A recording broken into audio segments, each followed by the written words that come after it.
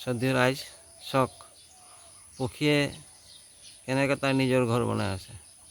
এই ভিডিঅ'টো উঠাবৰ কাৰণে মই ৰাতিপুৱা 4টা বজাত এই পক্ষীৰ গছৰ তলত ৰৈ আছোঁহি, যাতে মই ৰাইজক দেখাব পাৰোঁ। চাওক ৰাইজ কিমান ঘৰ সাজিছে,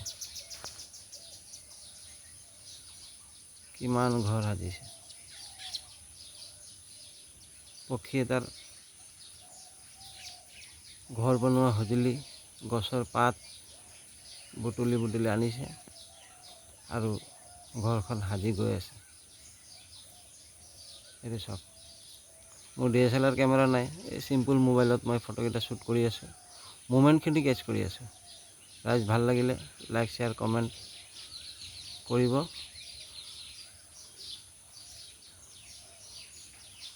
কি মনোৰম দৃশ্য, ইমানেই ধুনীয়া দৃশ্য। DSLR থকা হ'লে আৰু ধুনীয়া হ'লহেঁতেন। Thank U.